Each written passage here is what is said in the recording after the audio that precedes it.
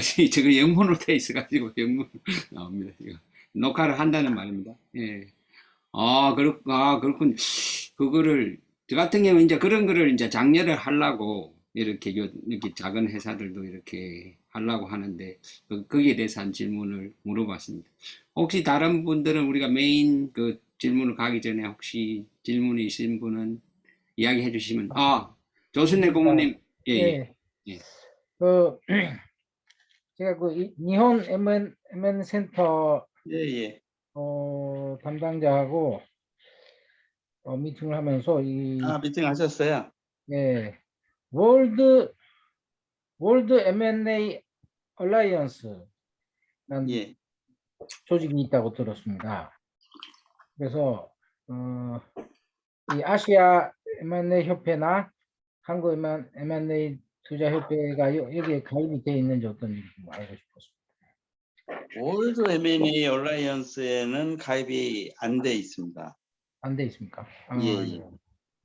그럼 좀 미국이나 유럽이 중심이 되는 그런 조직인가요? 예, 예. 제가 그 얘기로는 좀 들었지만은 구체적으로는 참여를 하지 않아가지고 잘 모르겠습니다. 예, 예, 예, 알겠습니다. 예, 뭐 일본 M&A 센터는 여기에 가입해가지고 요즘에 예, 그래서 유럽이나 미국 쪽의 그 정보를 많이 예, 공유하면서 이렇게 예, 진행이 된답니다. 예, 예. 예. 음.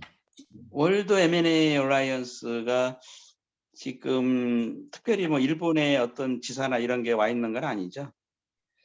지사가 와 있는 게 아니고 일본 M&A 조직에 센터가 이제 온라인으로 가입을 해서 멤버로 가입이 예, 됐다는. 예. 그렇죠. 음. 멤버로 가입된 거죠. 예. 예, 예, 예.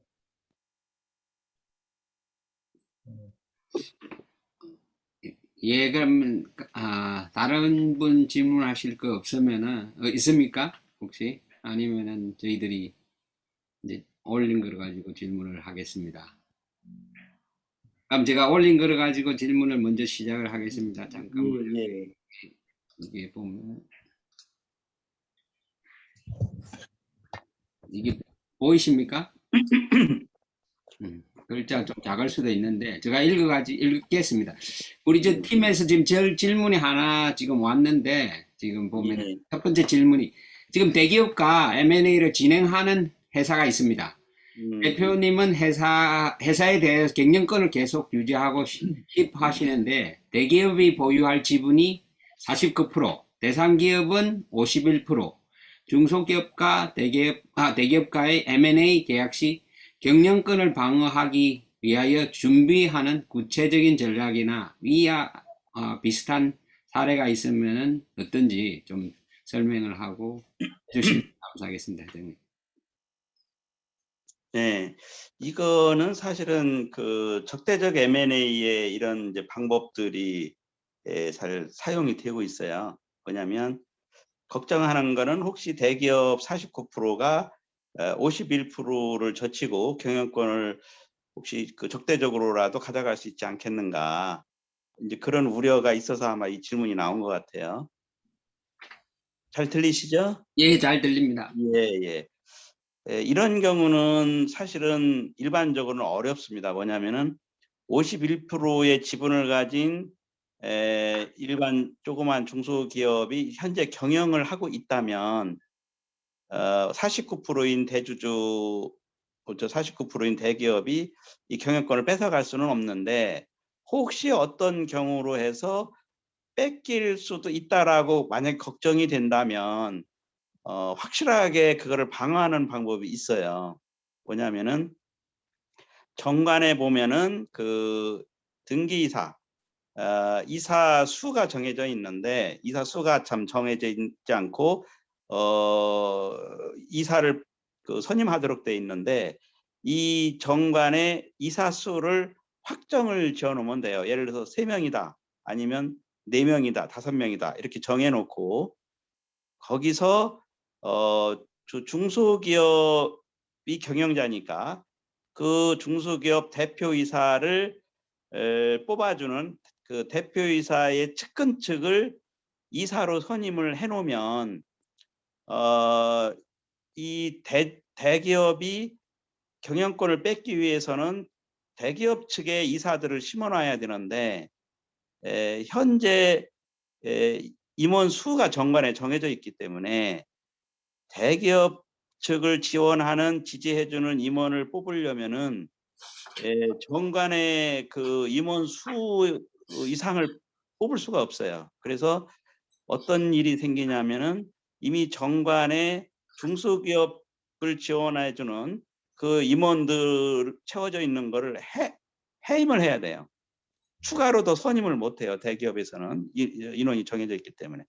해임을 하려면 이게 특별정족수에 해당이 돼서 주주의 3분의 2가 찬성을 해서 해임을 해야 돼요. 근데 3분의 2가 되려면 67%의 지분을 가져야 되기 때문에 대기업으로서는 현재 임원 해임을 할 수가 없습니다. 임원을 해임을 못하면 결과적으로 한 사람도 대기업 측에 임원을 뽑을 수가 없기 때문에 계속 중소기업에서 경영을 가질 수밖에 없다. 이렇게 볼 수 있고요. 또 한 가지 그걸로도 충분하지만 또 한 가지 방법이 있다면 결국은 이제 지분을 대기업이 넓히는 것을 없도록 해야 되기 때문에 여기서 중소기업이 갖고 있는 구주는 대기업에 안 팔면 되는 거고 그 다음에 유상증자를 통해서 대기업이 지분을 넓힐 수가 있는데 이 유상증자 진행을 위한 그 이사의 승인을 받아야 된다라는 단서를 둬서 현재 이사회는 다 중소기업 쪽 우호자이기 때문에 대기업에서 그러면 유상증자를 못 하겠죠. 이제 이런 정도 수준으로 충분히 그 경영권 뺏기지 않고 계속 유지할 수 있다 이렇게 볼 수가 있을 것 같습니다. 예, 감사합니다. 혹시 여기 대해서 질문이나 이런 게 있으신 분?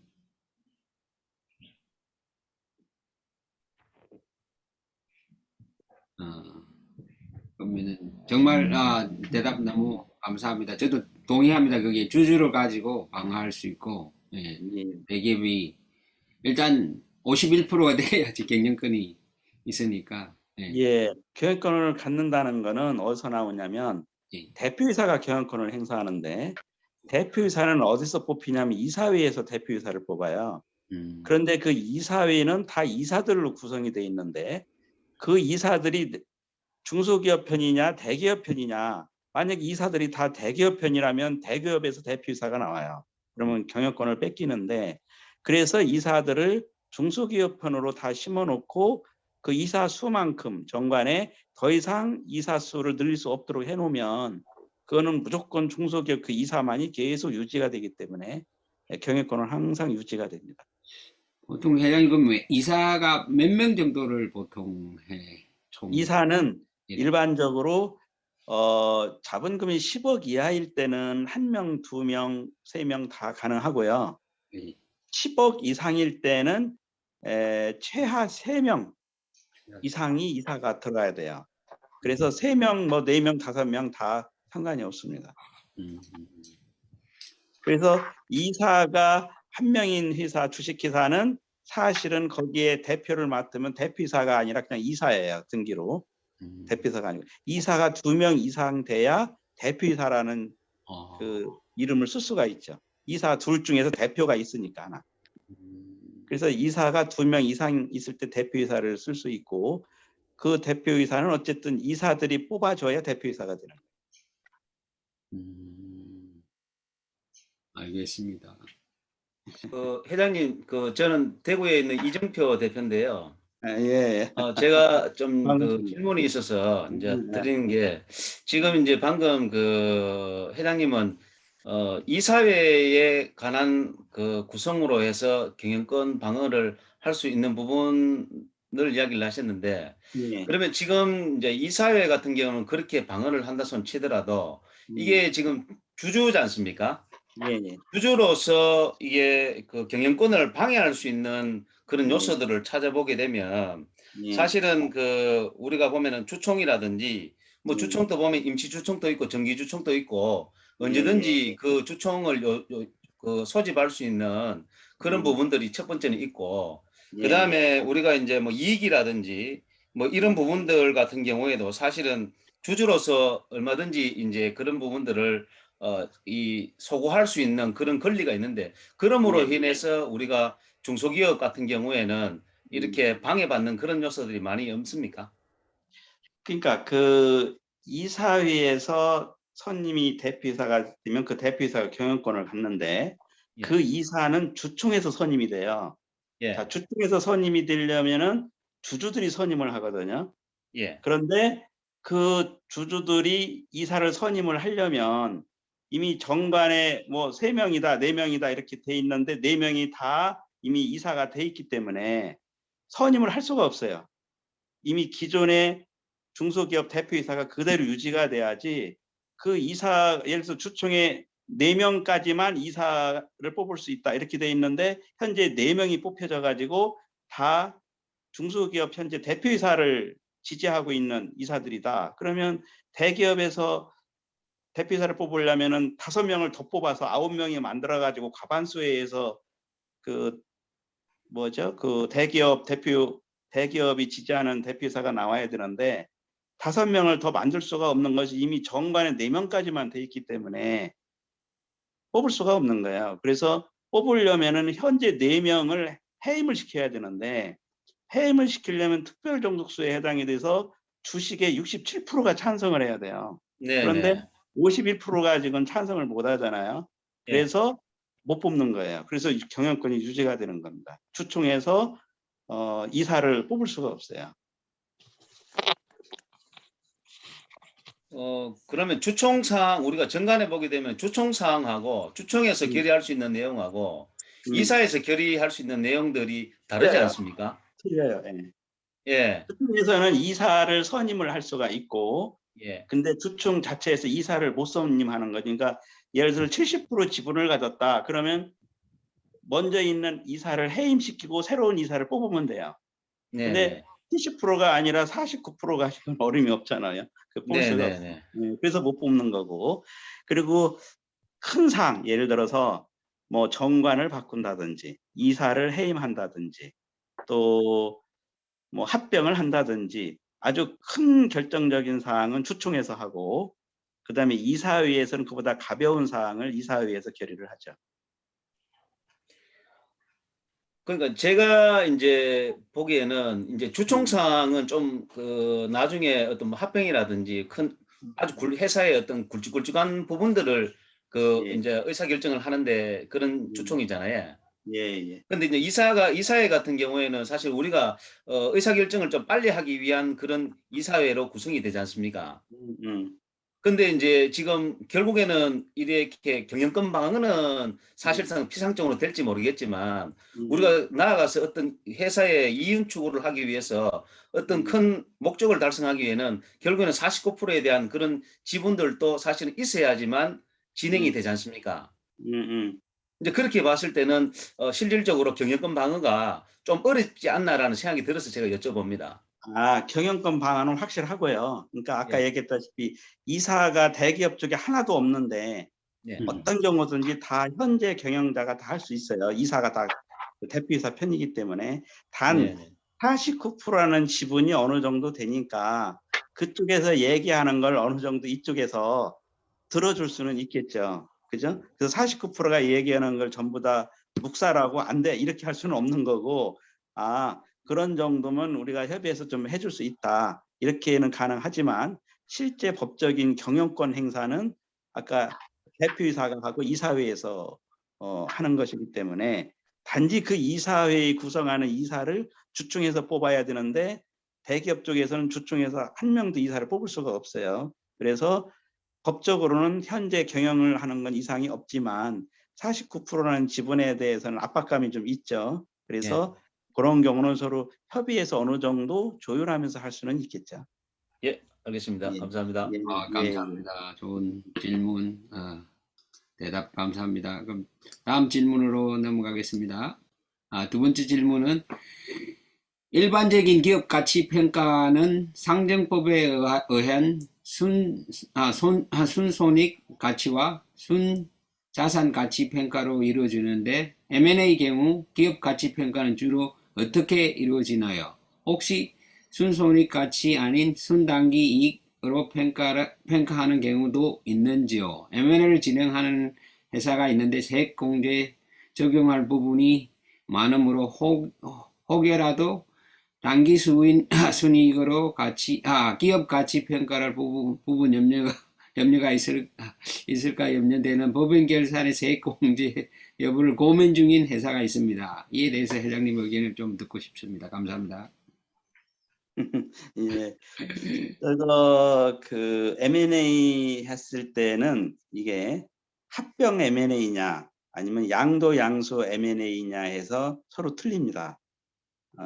무슨 얘기냐면은 합병 M&A 했을 때는 그 합병 비율에 의해서 그러니까 상대방 기업 가치와 그러니까 피합병법인 기업 가치와 합병법인의 기업 가치를 산정을 한 다음에 그 가치 산정에 의해서 합병 비율이 만들어지거든요. 그러니까 어느 한 기업 한 주당 다른 기업이 뭐 1.34주냐 아니면 0.56주냐 이렇게 해서 결정이 돼서 합병 비율이 나오는데 그 전에 일단 그 합병 기업과 피합병 법인의 가치가 바로 상증법에 의해서 가치 산정하는 방법이 있어요. 그래서 그거를 세무서에 산정하면서 그 세금이 나오는데 이제 그런 경우는 합병인 경우에 그렇고 예를 들어서 기업을 매도 매수하는 경우 이 매도 매수하는 경우는 그 기업의 가치는 예를 들어서 인수기업이 피인수기업 다시 말해서 매도기업을 인수할 때 얼마에 인수하느냐 그 금액이 가치예요. 기업의 가치. 예를 들어서 나는 우리 M&A 거래소가 뭐 KCC라는 기업을 뭐 1,000억에 인수했다. 그러면 그 기업의 가치는 1,000억으로 신고가 돼야 돼요. 세무서에도. 그래서 꼭 이 양도 양수 M&A에서는 가치 평가 방법에 의해서 꼭 가치를 평가를 해야 된다. 그런 건 절대 없고요. 가치 평가하는 방법은 여러 가지가 있는데 많이 쓰이는 게 이제 사회에서 DCF 방법이고요. 현금 흐름에 대한 현재 할인 방법으로 가치를 하는 방법이 있고 또 하나는 절대적 가치 평가 방법에 의해서 본질적 가치 방법이라는 게 있는데 그런 경우는 이제 뭐 과거에 상장을 한다든지 뭐 공식적으로 기업을 뭐 사고팔 때 그런 방법 쓰기도 하지만 어쨌든 일반적으로 DCF를 쓰지만 실제 기업을 사고 파는 데의 가치는 그런 사항들은 다 참고 사항이고 매수자하고 매도자 합의에 의해서 실제 기업 가치가 1,000억이 나왔다 하더라도 800억에 사면 기업 가치는 800억이 되는 거고 1,500억에 사면 1,500억이 됩니다. 그런데 그러면 어떤 방법으로 그러면 그렇게 계산하느냐? 그거는 DCF로 할 수도 있고 또 그러니까 선진국에서 많이 쓰는 에비타라는 방법이 있어요. 그래서 이거는 이 총 매출액에서 그 원자재비, 뭐 판관비 이런 거를 다 빼고 우리나라 보면 영업이익이라고 있는데 영업이익은 영업이익하기 나오기 전에 그러니까 에비타가 이제 어닝 비워 인터리스트 이자 텍스 감가상각 이걸 빼기 전에 그 가치에 15배로 내가 인정을 해주겠다 사겠다는 사람이 어떤 경우는 8배로 인정을 해주겠다. 그래서 에비타가 100억이다. 그러면 8배를 인정해주면 800억에 사는 거고 15배를 인정해주면 1,500억에 사는 거고 이와 같이 그 영업이익 기준에 뭐 몇 퍼센트냐 뭐 몇백 프로냐 이렇게 하는 방법도 있고 에비타로 몇 배수냐 하는 것도 있고 DCF로 계산해서 얼마냐 하는 것도 있고 이런 것들을 다 감안해서 평균 내서 어느 정도로 하자 할 수도 있고 아니면은 순자산 가치에다가 이 회사가 매년 이익이 10억 정도 나니까 이 10억에 5배를 해서 순자산에다 5배면 50억이죠. 50억을 더한 금액을 매도 매수 가격으로 하자 이렇게 합의 봐서 할 수도 있고, 다시 말해서 매도자 매수자의 합의에 의해서 가격이 결정되면 그게 그 기업의 가치로 인정을 받습니다. 저기 회장님 저기 에비다라 그랬는데 그거 외국에서는 많이 쓰더라고 보니까 이게 산업에 따라서 이게 뭐야 곱하기 5, 뭐 10 이렇게 이게 리스트가 나와 있더라고 보니까요. 예, 그게 이제 뭐 약자냐면 예. earning before, 예, 그리고 예, 에비타가 인터리스트, 예, 그 I가 T가 텍스, X, T가 데모 뭐죠? 그 감가상각, 그거 약자인데, 그래서 그거를 실제 나온 금액에서 원래는 이자도 제하고 세금도 제하고 감가상각비도 제하지만 사실은 이거는 이 사업성과 관계없이 제해진 거지, 사업성, 이 사업의 가치는 제하기 전에 그 금액이 진짜 이 기업이 내놓는 수익이다라고 봐서 외국에서는 이 에비타 기준으로 많이 해요. 우리나라는 이제 영업이익 기준으로 많이 계산하기도 하지만, 그래서 그 기업의 그 M&A 할 때의 가치는 이 매도자 매수자의 합의에 의해서 결정되기 때문에 그런 그 가치 방법은 이제 참고로 이 사람들이 참고할 뿐이고, 실제는 매수자와 매도자의 합의가 돼서 이 결정된다 이렇게 보시면 됩니다.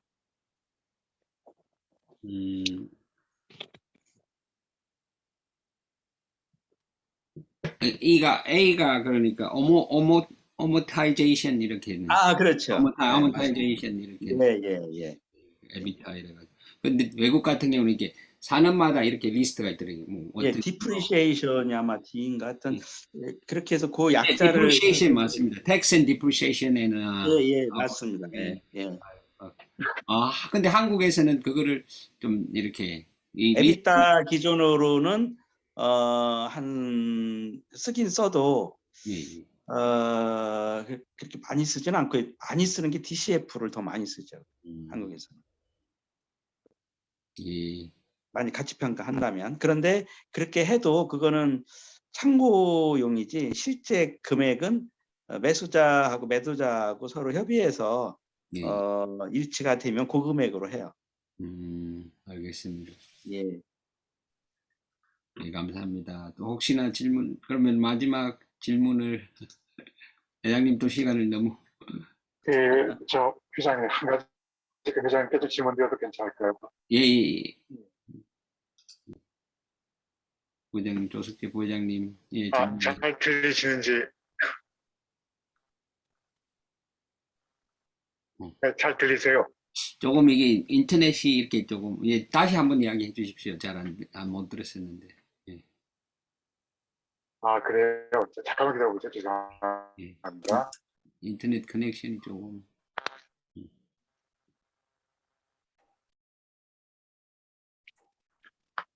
혹시 잘 들리시나요?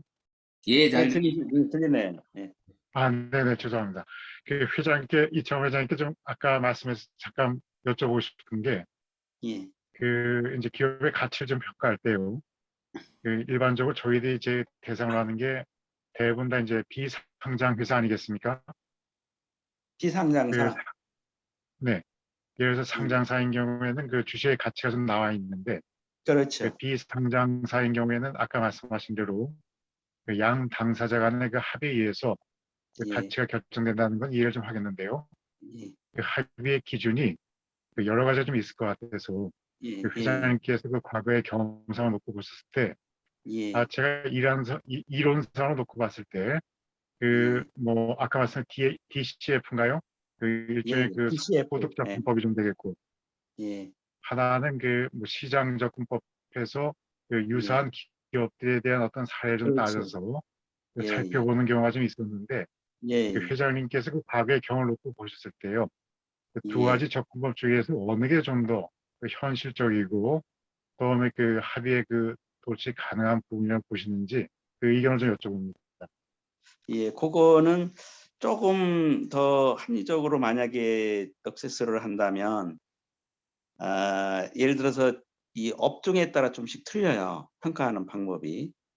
예를 들면은 이제 아주 뭐 10년 이상 된 제조업이다. 제조업체 같은 경우는 DCF 법도 많이 쓰고 아니면은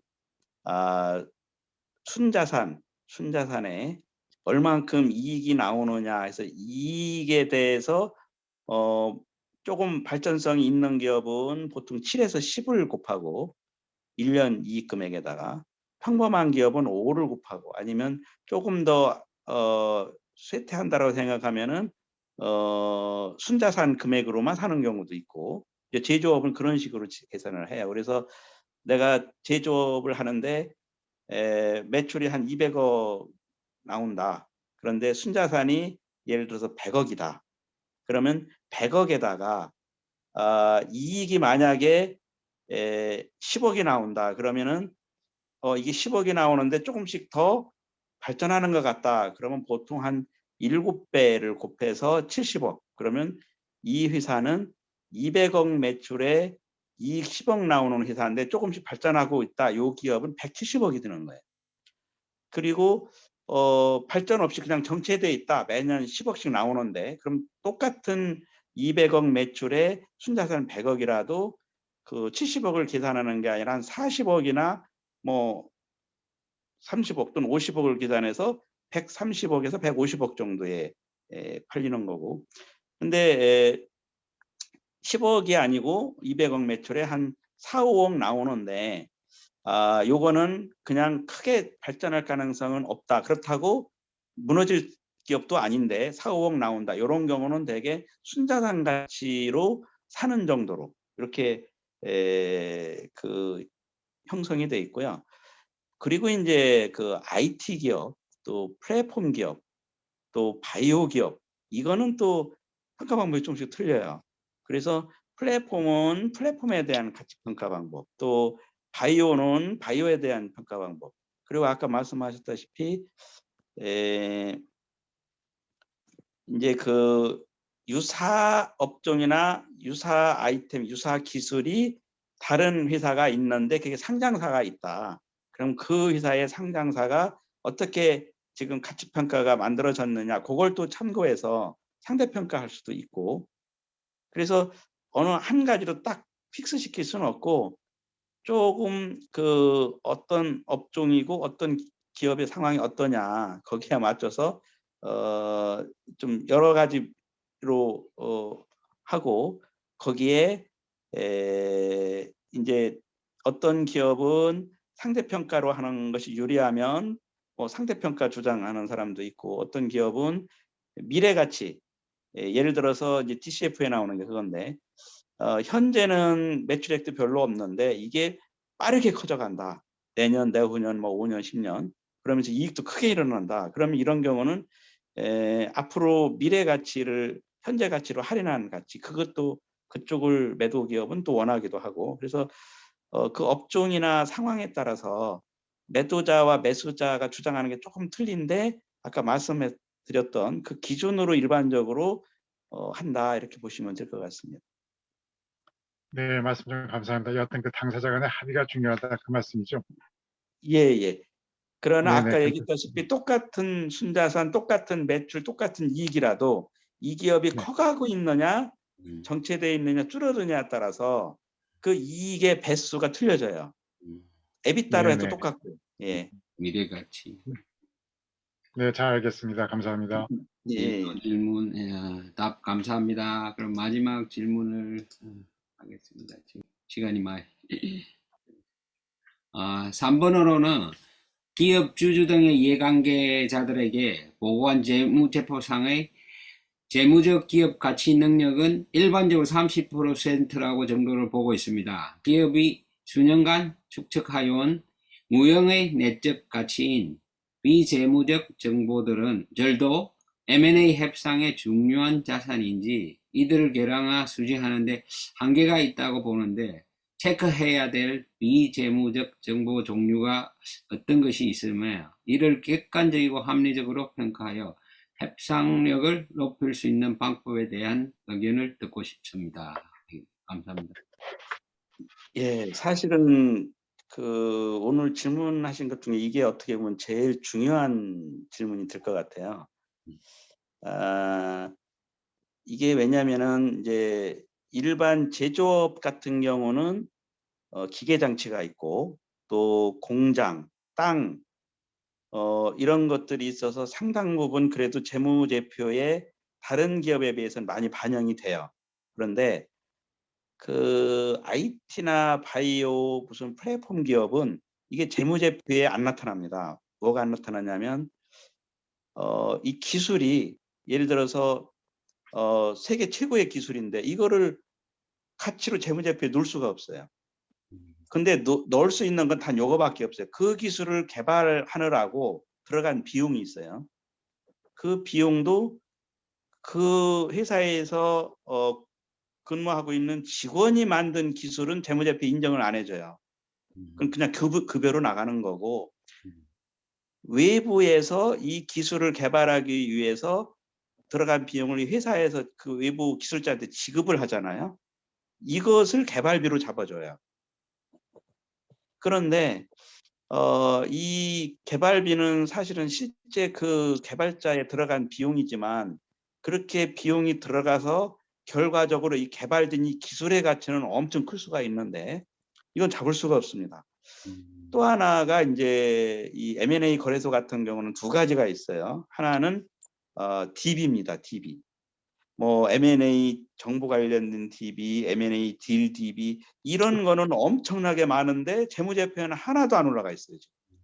이 하나 가져오는데 평균 비용으로 따지면 한 몇백만 원, 뭐 천만 원 이렇게 든 DB도 있지만 그런 게 뭐 수백 개다 해도 하나도 잡을 수가 없는. 근데 이제 M&A 딜 DB가 엄청 가치가 높지만 가치가 좀 작은 다른 DB들도 많은 회사들이 그 많은 수만 개, 수십만 개 DB가 있지만 그걸 같이 잡기가 어렵고 또 하나는 이제 플랫폼 기업이 플랫폼 자체를 재무제표에 실을 수가 없어요. 그런데 이 가치는 어마어마하거든요. 그래서 재무제표에는 가치가 없지만 이 기업의 가치를 산정할 때는 이제 요즘에 그런 것들을 가치를 인정을 해줍니다. 근데 재무제표에는 그 가치를 실을 수가 없어요. 그래서 실제 큰 기업들, 커져가고 있는 기업들은 유형 자산보다는 무형 자산이 훨씬 더 많고 더 가치가 큽니다. 그래서 여기에 대한 그 많은 사람들이 지금 연구를 하고 있어요. 근데 이제 일부 조금 인정되는 거는 우리 뭐 세계적으로도 그렇고 우리나라도 그렇고 그 기술 가치 평가 방법이 있어요. 기술 같은 경우는. 그러면 그 기술 가치를 평가를 해서 이게 객관적이다 하는 거에 대한 이제 그 받는 방법들을 조금씩은 이제 여러 가지 경우로서 시스템이 운영이 되고 있는데 그래도 아직은 모자르고 그다음에 DB라든지 플랫폼 쪽의 가치는 이 사고 팔을 때는 어쩔 수 없이 뭐 상대 비교를 하던 앞으로의 미래 가치를 측정하던 해서 만드는데 재무제표에다 평상시 그 플랫폼 가치를 넣어서 우리 이래서 우리 기업 가치가 나왔다 이렇게 하기는 지금도 못 하고 있기 때문에 그래서 이거는 앞으로 많이 연구를 더 해야 될 분야다. 그러나 이제 사고 팔 때는 그래도 어떤 방법이든 조금씩 그런 것들이 인정을 받고는 있는데 재무제표상의 등록은 아직은 잘 못하고 있다 이렇게 말씀드릴 수 있을 것 같아요. 회장님, 요즘에 보면 NFT라고 지금 예, 대체 불가능한 토큰 이래가지고 비트코인에서 예. 나오는데 이런 게 좀 비슷한 게 아닙니까? 지금 보면 NFT. 그렇죠. 근데 이제 예. NFT는 지금 어느 예를 들어서 그게 무슨 부동산이든 아니면은 예술품이든 이거를 NFT를 하나로 해서 팔 수도 있고 이 뭐 그림이든 영상이든 부동산을 100조각으로 해서 NFT 100개를 발행할 수도 있고 1000개를 발행할 수도 있어요. 그래서 그 1000개를 산 사람들이 서로 가지고만 있는 게 아니라 또 다른 사람한테 팔잖아요. 그러면서 이게 주식처럼 올랐다 떨어졌다 이렇게 하고 있는데 그런데 이제 이 NFT가 사실은 이제 조금 오바 가치가 먹여져 있다라고 해서 높이 평가도 되지만 또 한편으로는 갑자기 떨어지기도 하는데, 여하튼 NFT는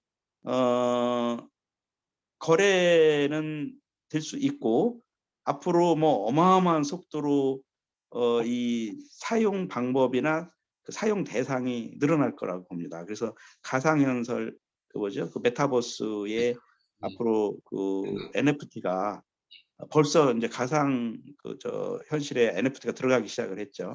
그래서 NFT는 그 모방을 방지시켜서 원주인을 만들어 주기도 하지만, 또 NFT가 그 가치 있는 물건을 주식처럼 어느 기업이든지 주식이 한 주 발행된 기업은 그 한 주의 가치가 그 기업의 가치예요.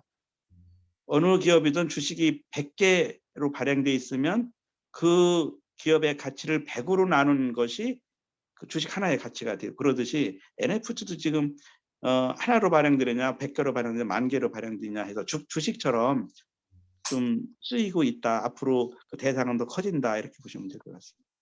예, 감사합니다. 또 다른 분들 질문 부탁드립니다. 제가 좀 다시 하나만 좀 질문 드려도 괜찮을까요? 예. 지금 저 회장님께서 말씀하신 대로 어떤 무형 그 자산에 대한 그 평가 그 자체에 대해서 그 정해진 기준이 아직 없다 이렇게 말씀하신 게 말씀하신 걸로 좀 알고 있는데요. 그렇습니까? 어떤 정해진 기준이 아직까지는 정립된 게 없는 건가요? 예, 있긴 있는데 그 가지고는 현대 무형 자산의 극히 일부만 대변하고 더 많은 분야는 아직 대변을 못 하고 있어요. 조금은 있죠. 그 하는 아까도 기술 가치 평가 방법도 있고 여러 가지 좀 방법은 있지만 그 정도 가지고는 현재 무형 자산을 다 평가할 수가 없죠. 지금 최근에 그 미국도 그렇고 우리나라도 그렇고 이렇게 주가가 많이 빠지지 않습니까? 예, 특히 그 IT 뭐 바이오 계통 그 기술주라고 하나요? 예, 그 주식들이 지금 폭락을 하고 있는 상황이 좀 되는데요. 이걸 그 M&A와 같이 연결시키는 좀 굉장히 좀 어려운 문제지만은 혹시 이렇게 말씀하신 과도하게 그 평가가 되고 있는 이 무형 자산에 대해서 혹시 그 회장님께서 보시는 관점이 향후 그 1년이 있지 않습니까? 앞으로 물론 이게 예측하기 좀 힘든 상황인데 어떤 기준으로 좀 보는 게 좀 좋은지 우리 그 회장님의 어떤 과거 경험이라든가 해안을 좀 듣고 싶습니다. 예를 들어서 그런 어떤 IT와 바이오 기업이라든가 이런 분야에 대해서는 그 M&A 기업 가치 상정을 할 때 어떤 접근이 가장 현명할까? 거기서 의견을 좀 주셨으면 좀 듣고 싶은데요. 예, 그게 사실은 이제 그거를 조금 더 정확하게 하려면 각 산업 분석과 아이템에 대한 시장 점유율 그리고 성장 속도 이런 것들이 같이 이제 맞물려서 말씀을 드려야 되는데, 이제 그런 거 빼고 좀 단순하게만 얘기를 하면 지금은 이제 그 주가가 떨어지는 경우가 두 가지 경우인 것 같아요. 하나는 긴축, 그러니까 인플레가 심하다 보니까 돈을 안 풀고 또 풀어져 있는 돈까지도 중앙은행에서 흡수해서 그러다 보니까 이자율이 올라가잖아요. 그러면은 그동안 빚내서 주식을 샀던 부동산을 샀던 또 했던 그런 것들이 다 상환을 하든지, 상환을 하면 이자가 더 많이 안 하더라도 내야 되니까 돈이 자꾸 시중에 이제 줄어들고 또 함부로 쓸 수 없으니까 주식을 파는 사람은 있어도 사는 사람이 적기 때문에 이제 계속 주가가 떨어지고 또 부동산도 그 영향을 받을 수밖에 없는데, 그런데 이제 하나는 그거고 하나는 이제 불확실성이 아직까지는 좀 있다. 뭐 코로나라든지 이 빠르게 변화하는 세상에서 이제 그런 두 가지 원인이 아마 주가를 좀 떨어뜨리는 역할을 하고 있는데, 결국 과거의 예를 보면은 뭐 주식도 IMF 때도 그랬고 금융위기 때도 그랬고 우리나라 같은 경우는 북한이 핵실험할 때도 그랬고 결국은 어느 정도 기간 동안 이게 떨어져 있느냐 것뿐이지 그 기간 지나면 다시 회복은 확실하게 됩니다. 특히 이제 북한에 핵실험한 거는 하루 이틀 후면은 바로 회복이 되는데 단 이제 지금 같은 기간은 2020년도에 보면 4월 달에 글로벌적 침체가 있었죠, 주식이. 그렇지만은 보통 한 30%대 뭐 이렇게 40%대까지 막 떨어졌던 주식이 2개월, 3개월 후부터 30-40%를 회복하고 거꾸로 30-40%더 올랐죠. 그래서 이번에도 사실은 그 긴축이 이걸 좀 가라막고는 있지만 제 생각으로는 한 뭐 4월 정도, 한 3월까지는 좀 더 떨어질 수가 있느냐, 3월에 이제 떨어지는 거가 그 최하점을 잡고 다시 올라가느냐 해서 3, 4월 중에 이게 좀 주가 주식에 대한 변화가 있을 거다 보고 이렇게 떨어지는 경우는 좀 만회가 될 거다 이런 생각이 들고요. 그다음에 바이오냐 뭐 이런 거냐 하는 거는 이게 기업 특성마다 좀 틀려서 이걸 일반적으로 말씀드리기는 좀 어려울 것 같습니다. 어떤 바이오에 어떤 기술이 어떻게 되느냐. 요즘 같아서는 코로나와 관련, 감염과 관련된 바이오 업체들이 많이 떴죠. 그렇듯이 어떤 기업 상황에 따라서 좀 틀리고 오르기 때문에 그건 뭐 한마디로 이렇게 얘기하기 좀 어려울 것 같습니다. 그 지금 회장님께서 말씀하신 대로 어떤 주가 상황이 그 M&A 그 사업 그 자체 여러 가지 에는 큰 영향은 없을 거다 이렇게 좀 보시는 거죠. 예. 단지 이제 아까 제가 우리 시장님이 NFT 얘기를 했는데 제가 조금 더 덧붙여 얘기하면 이 메타버스 세상이 지금 오고 있는데 그것의 충격이 어느 정도냐면 우리가 그 인터넷을 쓰기 전에와 인터넷이 나와서 쓴 후 엄청나게 변화가 컸죠. 온라인부터 다 그 인터넷으로 다 연동이 되는데 그 정도의 변화가 메타버스에서 일어난다라고 보시면 되겠고요. 그 메타버스가 메타버스의 핏줄 역할을 하는 것이 NFT입니다. 무슨 얘기냐면은 그동안의 가상 뭐 현실 뭐 이런 얘기 좀 그거는 게임이나 이런 일시적인 데서 선별된 사람이 잠깐 한두 시간 들어갔다 나온 거였지만 이 메타버스는 상황에 따라서 하루 종일 그 어떤 사람이 그 속에 있을 수가 있어요.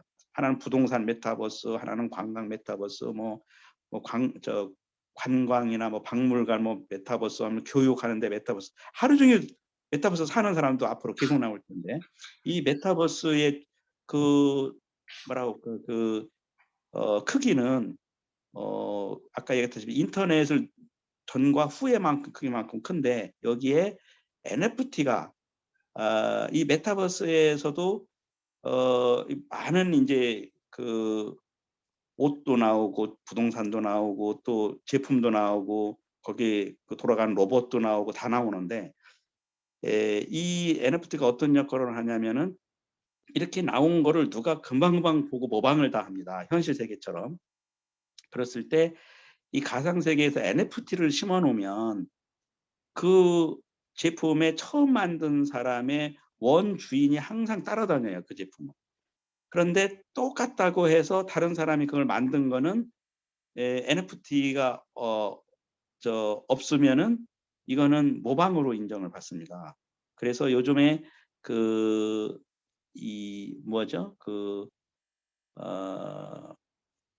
핸드백이라든지 뭐 귀금속이라든지 그래서 구찌라든지 샤넬 이런 업체들이 지금 거꾸로 가상 세계를 만들어가면서 자기 브랜드를 이미 벌써 넣고 있어요. 그래서 이미 가상 세계에서도 구찌가 만든 백, 샤넬이 만든 백이 아주 고가로 이제 다닐 겁니다.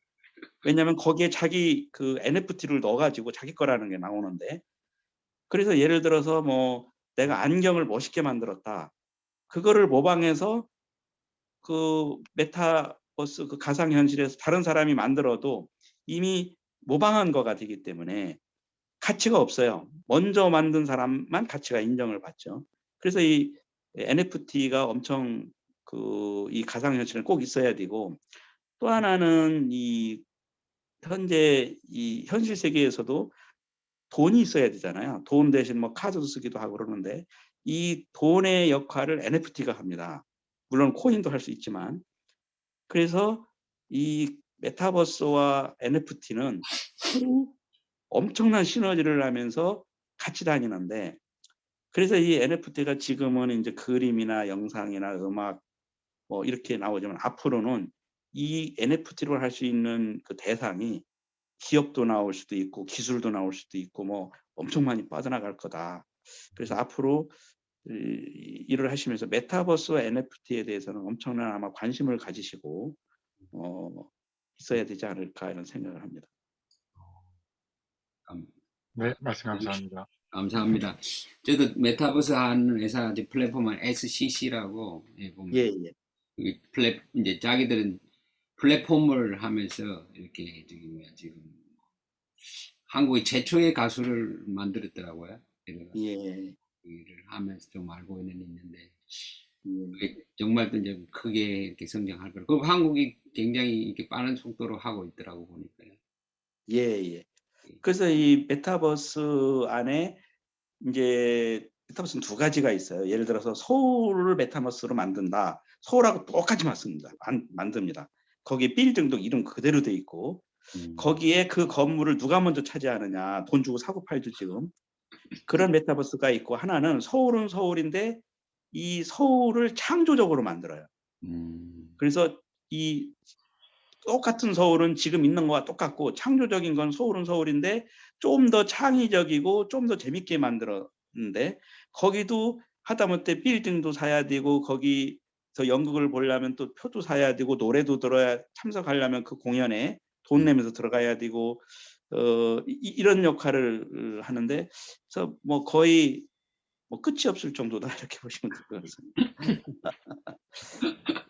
아유, 회장님, 근데 그런 분야도 또 잘 아시고 너무 감사합니다. 어차피 이제 M&A도 하고 기업을 잘 하려면 이제 새로운 현재 시대에 어떤 변화가 일어날지 좀 알아야 되기 때문에 공부를 하고 있습니다.